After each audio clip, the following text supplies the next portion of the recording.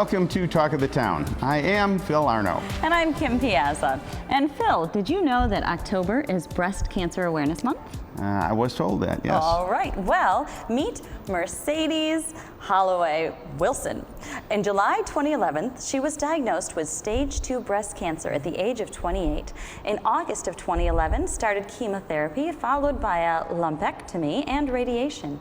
And in June 2012, founded For Our Daughters to help educate people about healthy lifestyle choices, living with, and hopefully beating cancer. Yes. We welcome Mercedes. Thank you. Thank you so much for having me. Oh, thank you for coming. It's such a wonderful story of triumph that you have for us. Yes. So tell us a little bit about being diagnosed. What's your background, and how did you come to actually find out?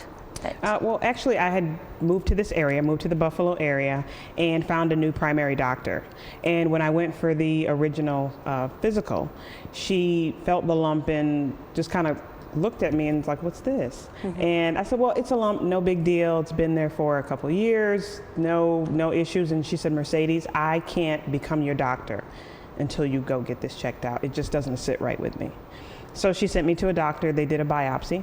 And within 48 hours, they called me, get your butt back in here, and you have breast cancer. Wow. So you were aware of the lump before you went to the doctor. You had been living with this for a while. Mm-hmm. And due to my age, it was kind of brushed off. Mm-hmm. You know, you're 26, you're 27, no big deal, don't worry about it, see you next year type So deal. Your past doctors were aware of it and didn't take it seriously? Correct, yeah. Wow. Okay.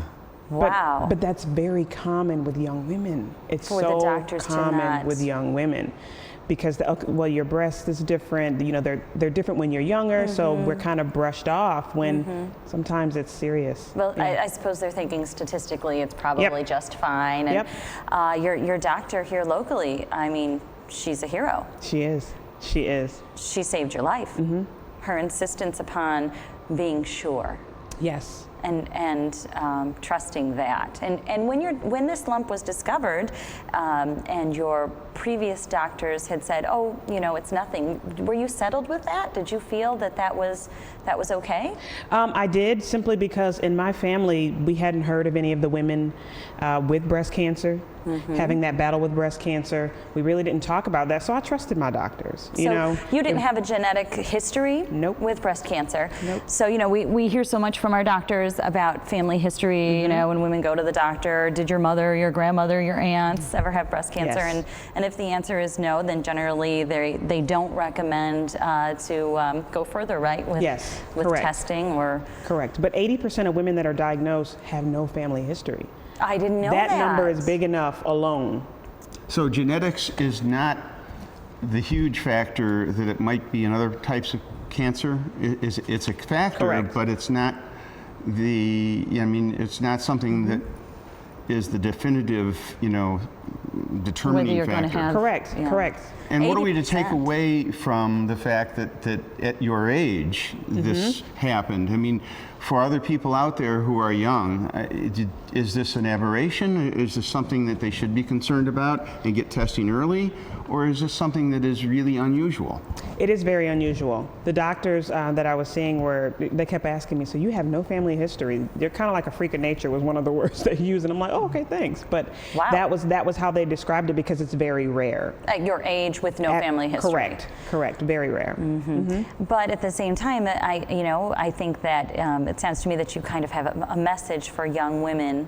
Absolutely, absolutely. And it came from the lack of communication in my family. We didn't talk about healthy living, family history. We didn't talk about any of that.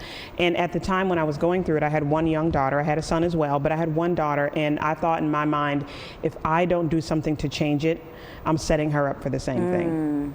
Yeah. So started an organization called For Our Daughters, and that's what it's all about. It's about the young women. We go to middle schools and high schools all over Western New York, and I tell my story and really talk to the young ladies about opening up dialogue with mom or the parent or guardian, whoever they trust as an adult, and really opening up and becoming advocates for their own bodies, for their own health and wellness. And that's what it's all about. To be comfortable enough to be an advocate Absolutely. for your own body. Yep. And that's probably one of the takeaways that you really want to have people be aware of, and that is know your body. Yes. Know Yep. if there's something that's just a little bit unusual.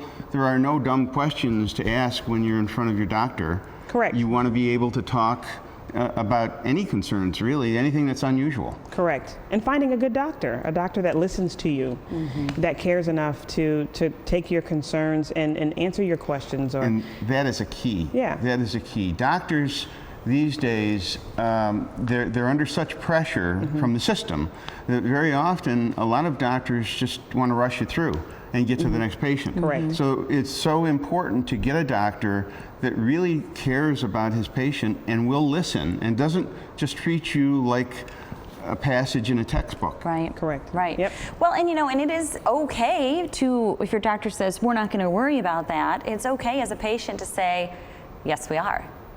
It is. You found a good doctor who was your advocate.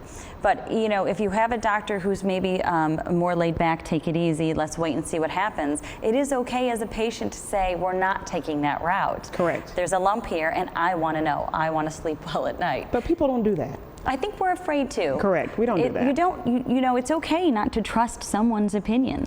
What do you have to lose by pushing forward and saying, I want to know more? Absolutely. You have so much to lose if you don't. Absolutely. I agree 100% with you. And that ties, I think, into, this foundation that you've begun for our daughters, right? Yes. Is pushing and teaching and helping young women in particular to advocate for themselves and to say, even though you are comfortable with it, Doc, I'm not.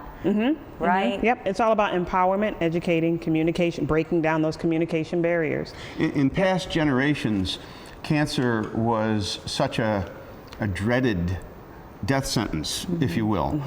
There's been such progress in the past several years, and in our generation, there's been such tremendous progress that now the dynamic has changed, because if you do discover a cancer early, there's so much more hope for someone. There so is. It's changed from, I don't want to know about that, I don't want to think about that, it's such a nightmare, to if we just catch things and know about things with enough time, we'll have we won't have the regret of saying, look, if I would have only known ahead of time, then I could have done something. And now, how many years have you been cancer-free?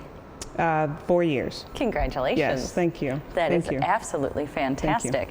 And so you went through a lot with your treatment, and I'm sure that family support played a big role. And we saw a picture of your beautiful family. Your children are so beautiful. But talk to us a little bit about the role that your family played in your treatment and in your recovery. Oh gosh, I had friends that were amazing.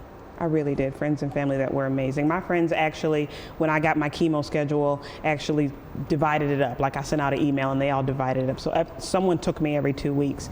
I had a friend that pretty much her husband said, honey, go help her. And she went grocery shopping. She helped with my children. I had friends that were there from beginning to end. And that made a big difference because a lot of women don't have that. Yeah. But that is a major reason.